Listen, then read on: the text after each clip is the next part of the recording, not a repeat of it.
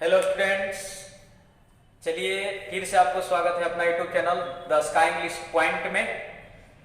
चलिए फिर एक बार हम वीडियो लेकर के आप लोग के बीच मौजूद हो रहा हूं और इससे पहले हम चैप्टर 7 तक वीडियो बना चुके हैं। ये चैप्टर 8वां है, चैप्टर नंबर 8 है। ठीक है, हम आपको पहले ही बता चुके हैं कि जो भी चीज अभी हम बेसिक चीज बता रहे हैं, यहाँ से जो 2022 में एग्जाम देने वाले स्टूडेंट्स हैं वो उनके लिए बहुत ही इंपॉर्टेंट ये सब वीडियो होने वाला है। इसलिए आप लोग अच्छा से इसको देख लीजिए। 8 से 10 नंबर के क्वेश्चन आप आसानी से हैंडल कर लीजिएगा फाइनल एग्जाम में, मेरा वादा है। ठीक है, 7 तक वीडियो बना दिए हैं, ये 8वां चैप्टर है। ऐसे ही करके 2-3 चैप्टर और है, उसको बना करके अपलोड करके इसके बाद पोएट्री सेक्शन का भी बना दिया जाएगा और जल्द ही समरी वगैरह, ऐसे वगैरह सब का वीडियो हम अपलोड कर देंगे। आप लोग उसको अच्छा से देख लीजिएगा, जो कि VVI रहेगा, एग्जाम से रिलेटेड रहेगा और एग्जाम में वहां से क्वेश्चन पूछ भी सकता है। ठीक है, चलिए तो सबसे पहले देखिए चैप्टर नंबर 8 में कह रहा है कि how free is the press. हम आपको बताए थे कि ये जो चैप्टर है ये कोई कहानी नहीं है, ये है मतलब ऐसे टाइप का है, ऐसे टाइप का है मतलब निबंध टाइप का है। और खास करके इसमें बात किया गया है प्रेस के बारे में। हम पढ़ाए हैं, जो चीज पढ़ा दिए वो तो आपको पता है। प्रेस यानी कि रिपोर्टर, जो मीडिया वाला होता है ना, उसके बारे में पूरी तरह से फोकस किया गया है इस चैप्टर में। कि मतलब एक देखिए ना, इसका हिंदी क्या होगा, how free is the press.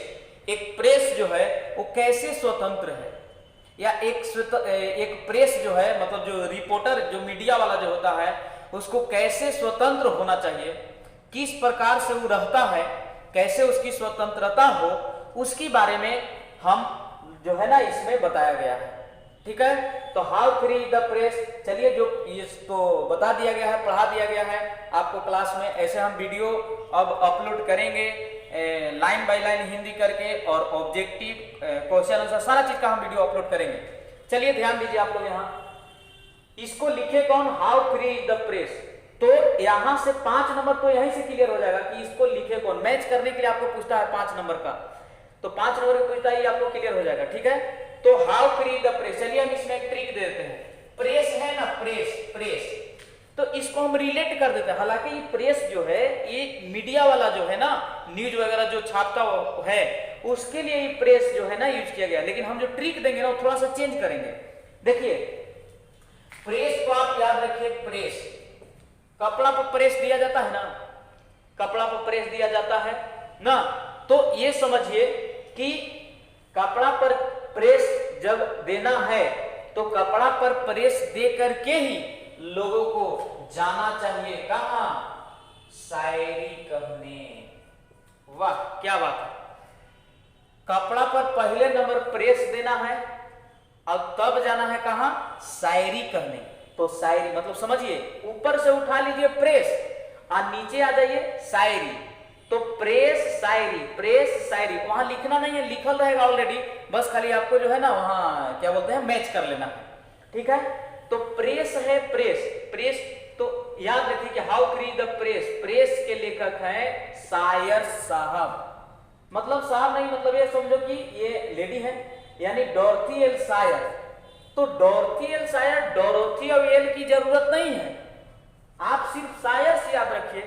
तो शायर को थोड़ा सा बदल दीजिए शायरी में। अगर किसी को प्रेस शायरी कहने जाना होगा तो सबसे पहले क्या करेगा, कपड़ा प्रेस करा लेगा। ठीक है, तो इसको याद रखना, इधर से प्रेस और इधर से शायर, दोनों को लास्ट वाला याद रखिए, आपका काम तमाम हो जाएगा।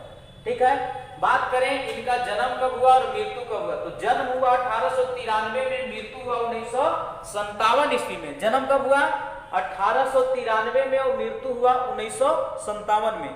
तो जन्म मृत्यु भी याद रखिए तो ज्यादा बेहतर होगा, और नबी अगर याद रखते हैं तो कोई दिक्कत नहीं है, लेकिन कोशिश किया जाए कि आप याद रखिए, क्योंकि यहां से ज्यादा इंपॉर्टेंट क्वेश्चन नहीं बनता है। चलिए नीचे आइए, बिलोंग्स टू, इस संबंध रखती है कहां से, इंग्लैंड से, मतलब ये रहने वाली कहां के, इंग्लैंड की है। इसके बाद नॉन फॉर, जानी जाती है। सबसे पहले याद रखना है डॉर्थी एल शायर जो है ये वुमेन है, एक महिला है। तो अगर हम बात करें कि जानी जाती है किस लिए, तो एसेइस्ट और प्ले राइट, ऐसे जो लिखते हैं ऐसे वगैरह, उसको हम लोग उनको एसेइस्ट कहते हैं। ठीक है, तो याद रखना है एसेइस्ट और क्या प्ले राइट, याद रखना है। एसेइस्ट भी थी और प्ले राइट भी थी, मतलब याद रखना। इसके बाद इनकी हम रचना की बात करें, बहुत इंपॉर्टेंट है, यहां से क्वेश्चन जो है ना पूछता ही पूछता है हर हाल में। तो रचना इनकी कौन कौन सी है, तो देखिए नाइन टेलर्स है, गाउडी नाइट है, क्लाउड्स ऑफ विटनेस है, अननेचुरल डेथ है। ऐसे एक दो और है लेकिन वो इंपॉर्टेंट नहीं था इसलिए हम जिक्र नहीं किए हैं।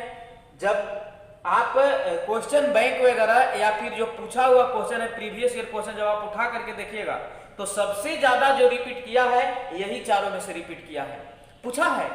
इसीलिए हम सोचे कि इसको जो है ना मेन जो चीज है उसको दर्शा दिया जाए। ठीक है, ये सिर्फ एग्जाम से रिलेटेड है, 2022 में जो एग्जाम देने वाले स्टूडेंट्स हैं उनके लिए इंपॉर्टेंट है। चलिए, तो नाइन टेलर्स, अब इसमें हम ट्रिक देते हैं, मात्र 4 को याद रखना है। डॉर्थी एल्सायर से संबंधित जो इनकी रचनाएं हैं, मात्र 4 को रचना इनका याद रखना है। ठीक है, ज्यादा याद रखने की जरूरत नहीं है। नाइन टेलर्स, चलिए इसमें हम ट्रिक दे देते हैं। 9 गो टेलर थे, कहानी जैसा बनाते रहे, ध्यान समझिएगा। 9 गो टेलर थे जो गाउडी नाइट में कहीं जा रहे थे। वाह क्या बात है, 9 टेलर्स, 9 गो टेलर थे जो गाउडी मतलब होता है भड़कीला, भड़कीला, भड़कावा। माने ये कहिए कि 9 गो टेलर भड़कीला रात में, भड़कीला का मतलब ये समझिए कि डरावना रात, डरावना रात में कहीं जा रहे थे और वो रात ऐसा था कि मतलब काफी ज्यादा अंधेरापन था और आकाश में क्लाउड थे। क्लाउड के मतलब बादल, क्लाउड के मतलब बादल। तो 9 गो टेलर भड़कीला रात में कहीं जा रहे थे और आकाश में बहुत ज्यादा क्लाउड था, क्लाउड बने बादल। सब में से एक को याद रखिए ना, या एक कोई में सब याद करना पड़े तो कोई दिक्कत नहीं है, हम ट्रिक दे करके हम रिलेट कर रहे हैं। ठीक है, ध्यान से समझिएगा। 9 गो टेलर भड़कीला रात में कहीं जा रहे थे, आकाश में क्या था, बहुत ज्यादा बादल था और इसी के कारण काफी ज्यादा जो है ना बादल छाया हुआ था, इतना ज्यादा बादल छाया हुआ था कि बादल जो है, बादल को फट जाने से क्या हुआ, बहुत ज्यादा बारिश हो जाता है और बारिश होने से 9 टेलर की डेथ हो जाती है। वाह क्या एक्चुअल ट्रिक है, समझिए आप ध्यान से इसको, बहुत ही इंपॉर्टेंट है और आपको याद हो जाएगा। आप बताइए, अननेचुरल को छोड़ दीजिए, आप खाली डेथ याद रखिए, डेथ।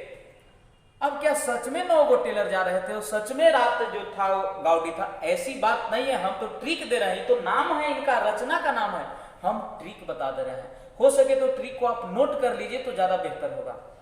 9 गो टेलर, अब ऐसा नहीं कि 9 गो टेलर सच में कहीं जा रहे थे, ऐसा कुछ नहीं था। 9 टेलर्स, 9 टेलर भड़कीला रात में कहीं जा रहे थे, आकाश में बहुत ज्यादा बादल छाया हुआ था, बादल को फटने से काफी ज्यादा बारिश होता है और उस बारिश, इतना ज्यादा बारिश होता है कि 9 टेलर की डेथ हो जाती है। तो जब डेथ हुआ तब वहां पहुंचा कौन, पहुंचा वहां पहुंचा कौन, तो वहां पहुंचा प्रेस वाला। कौन पहुंचा, प्रेस वाला पहुंचा, मीडिया वाला पहुंचा। तो याद रखना है कि प्रेस वाला चैप्टर में जो रचना आया है वो टेलर वाला रचना आया है। अब चाहे तो ये चैप्टर से रिलेट कर लीजिए रचना को, या फिर ये जो लेखिका है जो डॉर्थी एल्सायर है इनको से आप रिलेट कर लीजिए। ठीक है, तो इनको से भी रिलेट करके इसको याद किया जा सकता है, नहीं तो चैप्टर से भी रिलेटेड याद किया जा सकता है। अब जब ये वाला याद रहेगा तो ये तो अपने आप याद हो जाएगा कि इस चैप्टर को लिखे हैं डॉर्थी एल्सायर, इसलिए रचना भी चारों डॉर्थी एल्सायर्स का ही है। अब इनको से रिलेट न किए क्योंकि वैसा ट्रिक कुछ नहीं मिल रहा था, लेकिन यहां मिल गया प्रेस। सोचिए 9 गो टेलर भड़कीला रात में कहीं जा रहे थे, आकाश में बादल काफी ज्यादा था, घेरा हुआ था। बादल फटने से नोट इतना ज्यादा बारिश हुआ कि बारिश के कारण नोट टेलर की डेथ हो गया। अब डेथ हो गया तो वहां कौन पहुंचा? उसी रात में पहुंचा प्रेस वाला। और प्रेस वाला बतेबे किए कि इसको लिखे कौन है? डॉर्थी एल सायर्स। इसलिए सायर्स साहब का, डॉर्थी एल सायर्स का ये चारों रचना है। ठीक है, चलो अब आगे बढ़ते हैं। अगर हम इनका ऑक्यूपेशन की बात करें, अगर हम इनका पेशा की बात करें, तो पेशा इनका नील है। पेशा इनका क्या है? नील है। तो लेकिन first women to graduate from Oxford University, याद रखना है कि डॉर्थी एल सायर्स जो थी वो ऑक्सफोर्ड यूनिवर्सिटी से ग्रेजुएट करने वाली पहली महिला थी। ठीक है, वैसे ऑक्यूपेशन तो नील माना जाएगा, लेकिन अगर इसके जगह पर इसको याद रखा जाए तो बेहतर होगा। ठीक है, और अगर हम बात करें प्राइज का, तो प्राइज नील है। इनको कोई प्राइज का जिक्र चैप्टर में नहीं किया गया है, और जिस चीज का जिक्र चैप्टर में नहीं है वो आपसे फाइनल एग्जाम में नहीं पूछेगा। ठीक है, चलिए तो एक बार फिर से हम रिपीट कर दे रहे हैं, ध्यान से समझिएगा। 8 से 10 नंबर का क्वेश्चन फिक्स है कि आपको यहां से पूछेगा ही पूछेगा। ठीक है, how free the press, press को कौन लिखे? तो डॉर्थी एल सायर्स। ट्रिक हो गया कि प्रेस करा करके शायरी कहने जाना है, प्रेस करा करके शायरी कहने जाना है। तो इधर से प्रेस, इधर से सायर्स। इसके बाद जन्म 1893 में, 1893 में, मृत्यु 1957 में, 1957 में। इसके बाद रहने वाली कहाँ की? Belongs to England. कहाँ के रहने वाली? इंग्लैंड। तो याद रखिए कि सबसे ज्यादा शायरी कहाँ के लोग कहेंगे, कहते हैं? तो सबसे ज्यादा शायरी इंग्लैंड के लोग कहते हैं। अब ऐसा कुछ है नहीं, मतलब ये वो हम ट्रिक के माध्यम से आपको बता दे रहे हैं। सबसे ज्यादा शायरी कहाँ के लोग कहेंगे? इंग्लैंड के कहेंगे। ठीक है, चलिए अब ये क्या क्या थी? तो एसेइस्ट थी और क्या थी? प्ले राइट थी। ये दोनों याद रखना है। रचना की अगर बात करें तो Nine Tailors, Gaudy Night, Clouds of Witness, Unnatural Death, ये जो चारों हैं इनकी रचना है, इंपोर्टेंट है, इसीलिए इन चारों का जिक्र कर दिए। एक दो और का जिक्र है लेकिन वो जरूरत नहीं है, जो जरूरत है हम उसको लिख दिए। तो इसमें ट्रिक हो गया कि 9 गो टेलर जो क्या बोलते हैं, कपड़ा वगैरह जो सिलते हैं, हम उसको से रिलेट कर दिए हैं। ट्रिक को आप समझिएगा। 9 गो टेलर भड़कीला रात में कहीं जा रहे थे, आकाश में बादल बहुत ज्यादा छाया हुआ था, फट जाने के कारण बहुत ज्यादा बारिश हुआ, और उस बारिश के कारण मृत्यु हो गया 9 टेलर का। और तब यहाँ पहुंचा कौन? प्रेस वाला। तो प्रेस वाला के लेखक कौन? डॉर्थी एल सायर्स। इसलिए डॉर्थी एल सायर्स का ये सब चारों इंपोर्टेंट रचनाएं। ठीक है, चलिए अब हम बात करें ऑक्यूपेशन की, इनकी पेशा की बात करें तो नील है, लेकिन इसके जगह पर आप क्या याद रख सकते हैं? ऑक्यूपेशन तो नील है, लेकिन इसके जगह पर आप याद रखेंगे फर्स्ट वोमेन थी, पहली महिला थी जो ग्रेजुएट की थी फ्रॉम ऑक्सफोर्ड यूनिवर्सिटी से। ठीक है, चलिए प्राइज की अगर हम बात करें तो प्राइज इनका नील है। ठीक है, आशा करते हैं एक बार नहीं आप इसको 2 से 3 बार 4 बार देख लीजिए, पूरा विश्वास है कि आपको याद हो जाएगा। और अगर याद हो गया तो आप एकदम बेफिक्र होकर के एग्जाम में बैठिए, 2022 का फाइनल एग्जाम में आपको अच्छी तरह से कवर हो जाएगा। जहां तक सवाल है समरी वगैरह का, कुछ स्टूडेंट्स कमेंट करके कह रहे थे कि सर समरी वगैरह बना दीजिए, वीडियो एसे वगैरह बना दीजिए, तो सब बनाएंगे बारी बारी से। पहले मैंने सोचा कि जो इंपॉर्टेंट है ऑब्जेक्टिव से संबंधित उसको मैं पहले बना लूं, इसके बाद हम बारी बारी से सारा चीज का क्या बोलते हैं वीडियो हम बना देंगे, आप लोग देख लीजिएगा। ठीक है, तो इसको याद कर लीजिए। इसके बाद जो है अब चलते हैं अगला चैप्टर की ओर, चैप्टर नंबर 9 की ओर हम चलते हैं। उसमें क्या कह रहा है उससे भी संबंधित आपको बातों को याद रखना है। फिर 10वां चैप्टर, फिर 11, मतलब कुल प्रोज सेक्शन 11 है, और 11 को जो है ना हम बारी बारी से आपको बता दे रहे हैं। ठीक है, इसके बाद पोएट्री सेक्शन में भी इस प्रकार की जो चीजें उसको बता दिया जाएगा। ठीक है, इसको देख लीजिए। इसके बाद चलिए हम अगला चैप्टर की ओर चलते हैं। हाँ, तो देखिए ये आपका चैप्टर नंबर 9 है। ठीक है, चलिए अब हम चैप्टर नंबर 9 के बारे में देखते हैं। इससे संबंधित हमको कौन कौन सी बातें याद रखना है। तो चलिए, चैप्टर का नाम है दी अर्थ ना, भूमि, जमीन। इस माता पिता के आलस्य होने के कारण बचपन से वो लड़का जो था स्लो विटेड था और माता पिता प्रारंभ में लापरवाही किए कि समय पर उस लड़का को इलाज नहीं करवाएं। काफ़ी ज़्यादा समय बीत गया था, तब उसको लेकर के डॉक्टर के पास गए थे तो इलाज करवाएं, लेकिन उस लड़का का माइंड जो है डेवलप नहीं होता है। बाद में फिर वो लड़का जो है उसको बिजनेस करने के लिए बताया जाता है। डॉक्टर साहब कहते हैं कि मुर्गी का बिजनेस जो है ना इसको सिखाइए, इन सब चीज़ों को। और लास्ट में वो लड़का जो है अपने माता पिता को भूल जाता है, एक लड़की से शादी कर लेता है, अपने व्यवसाय में ही काम करने वाली एक लड़की जिसका नाम फ्लोरेंस होता है उसको से लड़का शादी कर लेता है माता पिता की इच्छा के खिलाफ, और ये जो है घर से अपने माता पिता को निकाल देता है। बाकी और भी चीजें हम लाइन बाय लाइन आप लोग को पढ़ा दिए हैं तो अब उसका ज्यादा जिक्र करना यहाँ उचित नहीं होगा। तो चलिए हम एक एक चीजों को बताते हैं। इसको लिखे कौन, दी अर्थ को कौन लिखे, तो एची बैट साहब। कौन लिखे, एची बैट साहब। चलिए इसमें हम ट्रिक बताते हैं। बैट को याद रखिए, बैट यहां से अर्थ को याद रखिए, यहां से बैट को। अर्थ मतलब भूमि, भूमि पर जब क्रिकेटर लोग क्रिकेट खेलता है तो अपना बैट कहां रखता है, भूमि पर।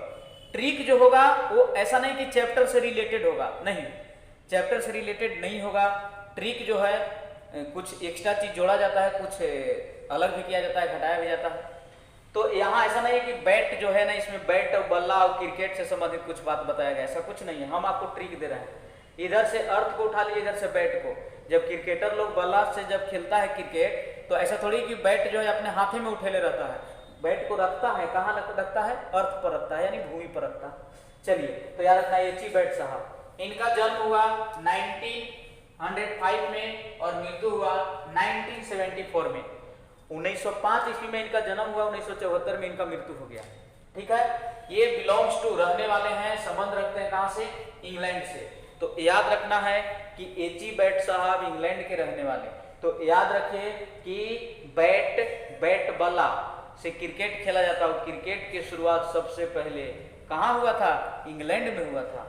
तो ऐसे ही याद हो जाएगा। ठीक है, यानी एची बैट साहब कहां के रहने वाले, इंग्लैंड के। तो बैट बॉल की शुरुआत सबसे पहले किस कंट्री में हुआ, ये हकीकत है, इंग्लैंड में हुआ। ठीक है, तो याद रखना है। चलिए नॉन फॉर जाने जाते हैं short story writer. Short story writer मतलब लघु कहानी लेखक के नाम से जाने जाते हैं। छोटा छोटा कहानी लिखा करते हैं इसलिए शॉर्ट स्टोरी राइटर है। ठीक है, तो इसको याद रखना है। इसके बाद देखिए इनकी रचनाएं। रचनाओं में भी हम चाहेंगे कि ट्रिक दे दिया जाए, आप लोग याद रखिएगा। ठीक है, तो कैसे याद रखा जाए, देखिए पहला है fair stood the wind for France. पहला रचना इनकी यहां से यहां तक है, माने इतना बड़ा इनकी रचना। दूसरा है द पर्पल प्लेन। तीसरा है द जरकंदा ट्री। चौथा है द स्कारलेट स्वॉर्ड। पांचवा है the Darling Birds of May. कैसे याद रखा जाए, तो चलिए देखिए हम रिलेट कर रहे हैं राइटर से रिलेट कर रहे हैं सब रचनाओं को। एक और पहले वाला चैप्टर में हम चैप्टर से रिलेट किए थे, क्या बोलते हैं, रचनाओं को, फिर बता दिए थे कि वो चैप्टर कोई जो है ना लिखे थे, डॉर्थियल सायर में बताए थे। चलिए तो यहाँ आप समझिए कि एची बैट साहब, बैट, यहाँ बैट, तो बैट बॉल कहाँ खेला जाएगा, ध्यान से समझिए। बैट बॉल माने क्रिकेट कहाँ खेला जाएगा, तो क्रिकेट खेला जाएगा कहाँ, तो उस जगह पर नहीं जहां पर कि विंड बह रहा है। ये विंड किसको कहते हैं, विंड जो तेज गति से चलने वाली हवा होती है ना, उसको हम लोग विंड कहते हैं। ठीक है, तो विंड जहां चल रहा है तेज गति से वहां पर क्रिकेट नहीं खेलना चाहिए। क्रिकेट हम क्यों रिलेट कर रहे हैं, तो क्रिकेट का मतलब यही बैट बॉल नहीं खेलना चाहिए। ठीक है, तो इधर से वो याद रखिए विंड वाला। अभी तक जितना भी रचना बताया गया उसमें कहीं विंड नहीं आया था, इसी चैप्टर में वो विंड आया। तो पूरा याद करने की जरूरत नहीं, खाली एगो वर्ड याद रखिए इसमें से, विंड। तो विंड पर अगर लोग क्रिकेट खेलेंगे, विंड जहां पर चल रहा है वहां अगर लोग क्रिकेट खेलेंगे तो वहां पर बॉल जो है वो सही डायरेक्शन में नहीं जाएगा और उन्हें परेशानी खड़ा होगा। तो विंड के जगह पर लोगों को कैसी जगह पर, विंड के स्थान पर कैसी जगह पर क्रिकेट खेलना चाहिए, प्लेन जगह पर। चलिए ई में से एगो वर्ड उठा दिए, एगो ई में से उठा दिए। प्लेन जगह पर खेलना चाहिए क्रिकेट, जहां पर विंड चल रहा हो वहां नहीं, प्लेन जगह पर क्रिकेट खेलना चाहिए। इसके बाद द जरकंडा ट्री, और उस जगह पर भी क्रिकेट नहीं खेलना चाहिए जहां पर कि ढेर सारा ट्री हो, ट्री यानी कि पेड़। अब यहाँ जरकंडा ट्री है, लेकिन आप एगो याद रखिए ना, एगो से आपको क्लियर हो जाएगा। काहे कि जहां ज्यादा पेड़ रहेगा वहां भी अगर क्रिकेट खेलिएगा तो क्या होगा, बॉल जो है आपको इधर उधर जाकर के फंस जाएगा। ठीक है, तो तीनों में से एक वर्ड याद रखिए, पहला, या फिर ऐसे भी कह सकते हैं कि विंड, जहां विंड चल रहा हो, जहां तेज गति से हवा चल रहा हो वहां क्रिकेट न खेले। जहां पेड़ है ट्री वहां भी न खेले। कहां खेलना चाहिए, तो प्लेन जगह पर। ठीक है, अगर आप प्लेन जगह पर नहीं खेलेंगे, जहां पेड़ है वहां अगर खेलिएगा तो बॉल तो जाएगा फंस। खास करके छोटे छोटे बच्चों में ये सब देखा जाता है। और बॉल जब फंसेगा तो जो बैट्समैन बॉल को मारेगा, बॉल जाकर के फंस गया किसी पेड़ में, तो क्या होगा, उस बॉल के चलते अब झगड़ा होगा। और झगड़ा होगा तो क्या होगा, निकल जाएगा उस झगड़ा में स्वॉर्ड, तलवार निकल जाएगा।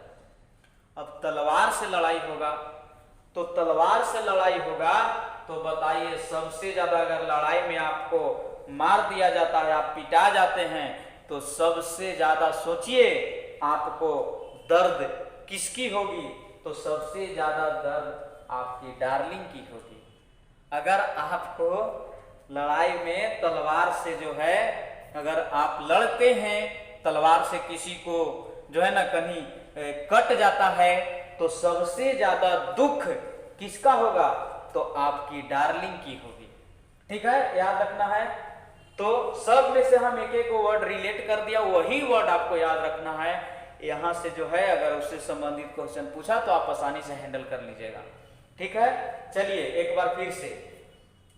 तो दी अर्थ को कौन लिखे, एची बैट्स। बैट से याद रखिए कि बैट बॉल जब होता है तो क्रिकेटर लोग बैट को कहां रखता है, पृथ्वी पर। ऐसा थोड़ी कैसे टांगले रहता है, पृथ्वी पर रखता है ना।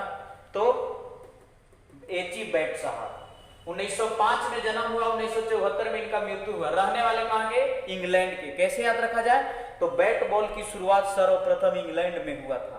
तो वही याद रखिए कि बैट का शुरुआत कहां, इंग्लैंड में थी। यानी एची बैट साहब कहां के रहने वाले, इंग्लैंड के रहने वाले।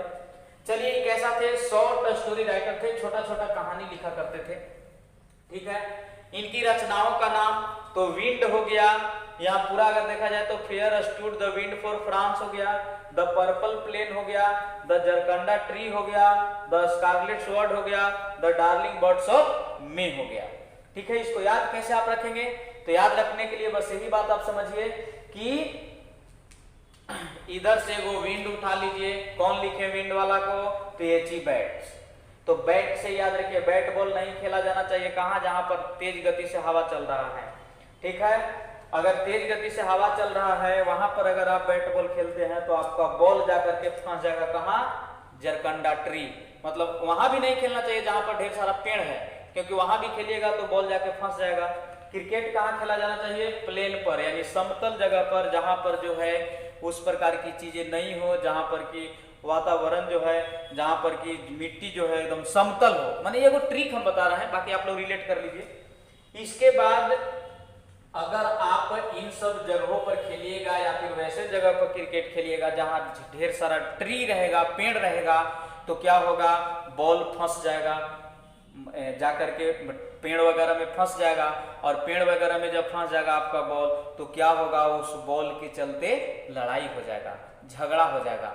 और झगड़ा होगा तो उसी झगड़ा में क्या निकल जाएगा, स्वॉर्ड। स्वॉर्ड का मतलब तलवार होता है, तलवार निकलेगा। और तलवार से अगर लड़ाई झगड़ा कीजिएगा तो सबसे ज्यादा जो है ना दुखी कौन होगी, तो आपकी डार्लिंग होगी। तो यही सब, इन सब चीजों को याद रखना। यानी इधर से विंड वाला, इधर से प्लेन वाला, इधर से ट्री वाला, इधर से तलवार वाला, स्वॉर्ड वाला, इधर से डार्लिंग वाला, बस काम तमाम हो गया। ठीक है, आशा करते हैं कि आप लोग इसको याद कर लीजिएगा।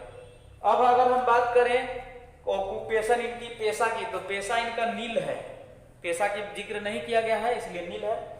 प्राइज की अगर हम बात करें तो प्राइज भी इनका नील है। तो जो चीज नील है उस पर फोकस नहीं करना है, जो चीज जरूरी है उस पर ज्यादा फोकस करना है। ठीक है, तो कुल मिलाकर के इस वीडियो में 2 चैप्टर का वीडियो बनाया, 2 चैप्टर का जिक्र हम किए हैं, 2 चैप्टर। इससे पहले how free is the press है वो दी अर्थ, ये दोनों को देख लीजिए। इसके बाद अगला वीडियो में हम और जो 3 को बच रहा है ना इस प्रोज सेक्शन में, उसको बना करके और आप लोग को अपलोड कर देंगे यूट्यूब पर, सब लोग देख लीजिएगा। और ज्यादा से ज्यादा इन सभी वीडियोज को शेयर कीजिए ताकि सभी स्टूडेंट्स जो हैं, जो आप जो क्लास किए हैं वो भी, जो क्लास न किए वो भी, सबके लिए फायदेमंद हो सके। ठीक है, तो मिलते हैं नेक्स्ट वीडियो में, तब तक के लिए सभी को धन्यवाद।